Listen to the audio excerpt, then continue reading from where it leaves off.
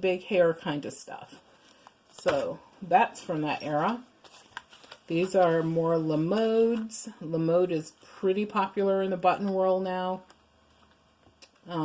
These cost $1.50 and 80 cents. So, and there is no, one of the ways you could tell if you have like older La Mode buttons is there will be no UPC code on them.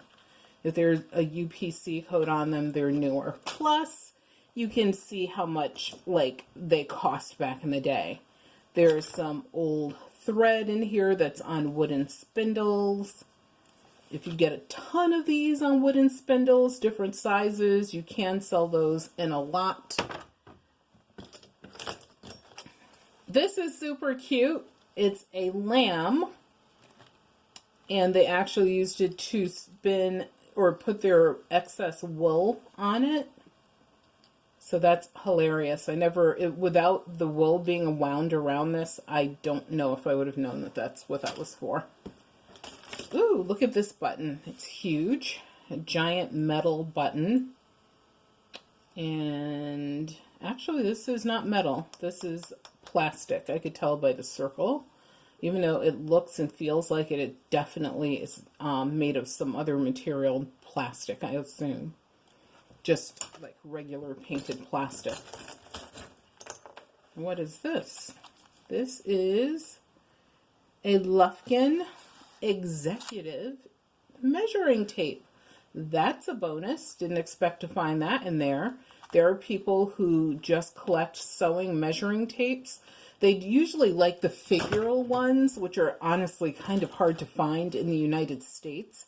But if you're in England or the UK, I have no idea why, but they seem to be a bit easier to find. More streamlined buttons. This is a really cool one with the cornucopia. I think I already have a button like this. I think I already have one of these like in my own button collection. It's really cute. And this is a button that's backed up by another button. So you know this was made for pure strength and hold. And it could have been like if you have a fur wrap or something like that, they would have a back-to-back button like this because obviously the weight of the fur.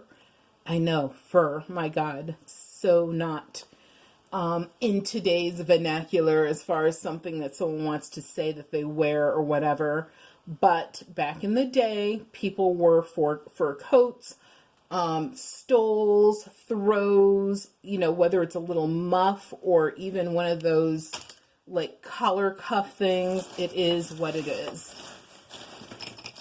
Here's an interesting button in the shape of a pencil. So that's a very cool figural one. I don't have any teachers in my family. We're mostly from a law enforcement or some sort of law background, but that is pretty cool. Anyone need a thimble? This is just a standard, I don't see any names. It's not sterling silver. I see no markings, but this is a standard stainless steel silver thimble. And there are people that collect thimbles, but they usually want thimbles that are, you know, more special than that. A button cover. And this one is not the oldest. You open it here. You slip your button inside, you close it, and now you have a different look for your clothing. So button covers were a cool way to sort of recycle your outfit without buying something new. And here's another standard thimble, but I did notice that this one has the size 7 on it. And that's how you'll know, like it says 7 right there, if it's your size. So if you ever size yourself up for a thimble and you're like, oh, I don't know what size thimble I need, try a couple and then it'll have a number on it and you'll know what size you need.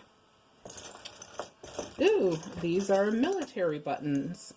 So some handsome military buttons. Some military buttons are actually made of gold, so you always want to check that. I'm pretty sure these are brass. One way is they're not made by the Waterbury Button Company.